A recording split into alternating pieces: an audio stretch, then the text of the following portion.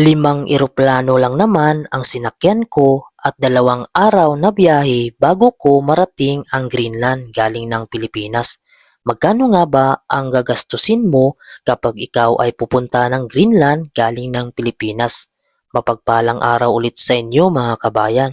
Ngayong araw ay sasabihin ko sa inyo kung bakit kinakailangan ko pang sumakay ng 5 eroplano bago makarating ng Greenland at 2 araw na biyahe.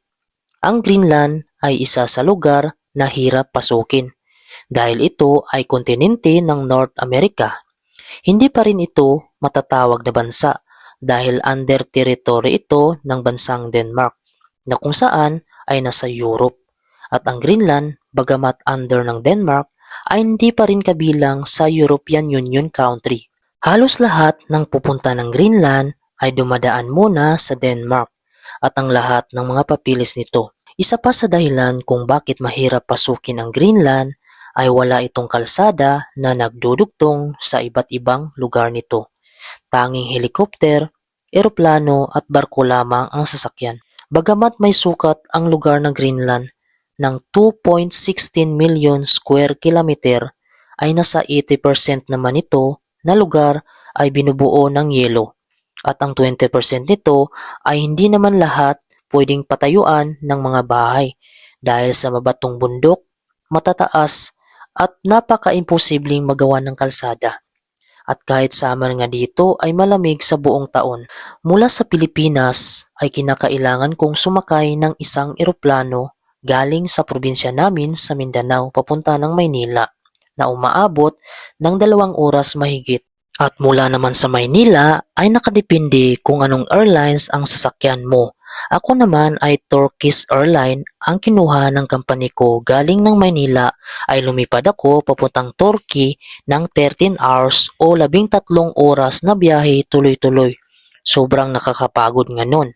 At pagdating ko ng Turkey ay sasakay na naman ako papuntang Denmark na aabot ng 3 oras at 30 minutes. Pagkalapag ko nga ng Denmark ay kailangan ko nang matulog sa hotel ng isang gabi bago ang flight ko kinabukasan dahil hindi na kaya sa pagod sa mahabang biyahe. Sa Denmark, bago ka makalapag ay dapat maipakita mo ang iyong Schengen visa. Requirements ito sa lahat ng mga pasahirong dumadaan sa mga Schengen country. Ang kagandahan sa Schengen visa ay pwede mo itong magamit pumasyal sa mga iba't ibang lugar na sakop ng European country. Mayroon itong 29 countries na pwede mong pasyalan. Pero ako hindi ko na magawang pumasyal dahil nga pagka kinabukasan ay flight ko at sobrang pagod na sa biyahe. Pagdating ng umaga ay kailangan ko namang lumipad galing ng Denmark papunta ng Kangerlussuaq, ang international airport ng Greenland. Sa Nuuk kasi kung saan ang final destination ko ay wala pang international airport at under construction pa. Isa pa sa mga dahilan kung bakit mahirap pasukin ang iba't ibang lugar ng Greenland. Hindi lahat kasi ng lugar sa Greenland ay mayroong paliparan. Maswerte na nga lang kung mayroong paliparan ng helicopter na kung saan pwede kang mag-connecting flight kung saan may paliparan ng eroplano. Pagdating ko ng Kangerlussuaq International Airport ng Greenland ay mag-aantay na naman ako ng isa pang flight patungo sa aking final destination ang Nuuk City kung saan ang capital city ng Greenland. Ika-5 eroplano ko na pala ang sasakyan ko bago ko marating ang Greenland galing ng Pilipinas. Pagkadating ko nga pala ng Nuuk, Greenland kung saan ako nagtatrabaho ay mayroon nga pala akong 2 visa na ginagamit.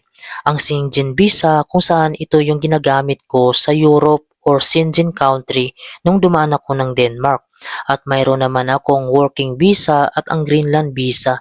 Ito yung ipapakita ko pagkadating ko ng Greenland para ako makapasok dito ng Greenland. Hindi biro ang magbiyahe ng 2 araw at sumakay sa 5 eroplano.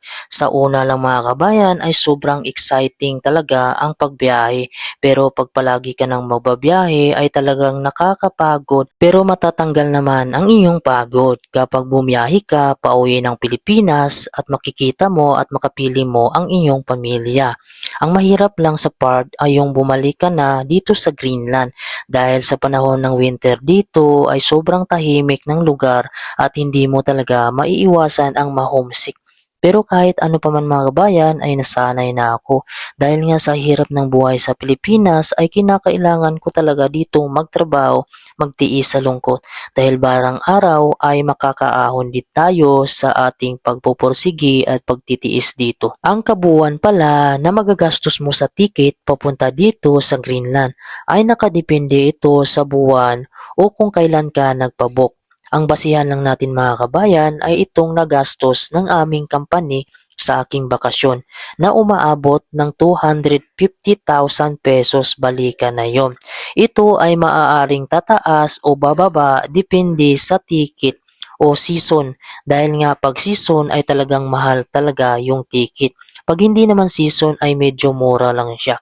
Dahil nga naman ay 5 eroplano ang sasakyan mo bago ka makarating dito sa Greenland kaya hindi talaga maipagkaila na sobrang mahal ng ticket bago ka makarating ng Greenland. Pero sa ngayon mga kabayan ay mayroon ng magandang balita dahil mababawasan na ng isang eroplano ang biyahe ko pag umuwi ako ng Pilipinas. Dahil sa ngayon ay nag-uumpisa ng mag-operate ang international airport dito sa Knox City. Kumbaga, sasakay na lang ako dito ng isang eroplano direct sa Denmark, Europe country. Hindi na ako dadaan sa isang international airport dito sa Greenland. Alam nyo ba mga kabayan, nung nagbakasyon ako ng Pilipinas at bumalik ako dito sa Greenland ay sobrang lungkot talaga ng pakiramdam ko. May mga time nga noon nga sobrang gusto ko nang umuwi ng Pilipinas pero tiniis ko lang yun mga kabayan. Alam nyo ba dito kapag winter ay sobrang napakalungkot at napakatahimik ng lugar dahil sa walang araw. Ito kasi yung dahilan pag hindi ka nasisikatan ng araw, may mga panahon na parang ang tamlay mo. Gaya sa halaman, pag hindi nasisikatan ng araw ay nagyayelo siya. Ganon din sa tao. Kaya hindi maiwasan dito na magkakaroon ka ng depression. Kahit ano pa man ay kailangan lang nating manalangin sa Panginoon dahil ito ang magbibigay sa atin ng lakas. Tuwing sumasakay at bumababa nga ako dito sa mga airport ng Greenland ay sobrang napakalamig.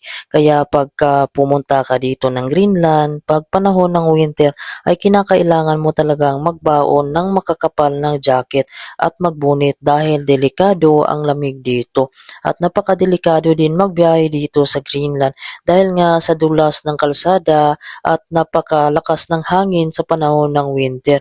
Pero sanay naman yung mga piloto dito dahil nga wala namang naitalang mga disgrasya dito. Yun nga lang, pag first time mong sumakay pag ganitong winter ay talagang kakabahan ka dahil yung daanan ay madulas dahil nagyayelo at makikita mo sa itaas ay puro yelo na ang buong paligid ng Greenland.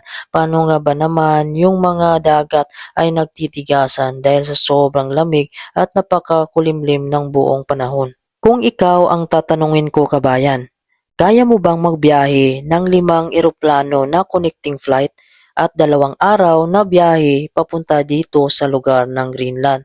Kaya mo ba ang pagod? Kung ako ang tatanungin ay walang pagod at hindi mahirap sa akin ang magbiyahe kapag mayroon kang pangarap sa buhay. Okay mga kabayan, hanggang dito na lang yung aking video. Maraming salamat po sa laging panunood. Huwag nyo naman po kalimutan isubscribe ang ating YouTube channel. Pindutin na din ang bell notification para updated kayo kung may bago tayong mga video. Maraming salamat. Hanggang sa muli and God bless you all po.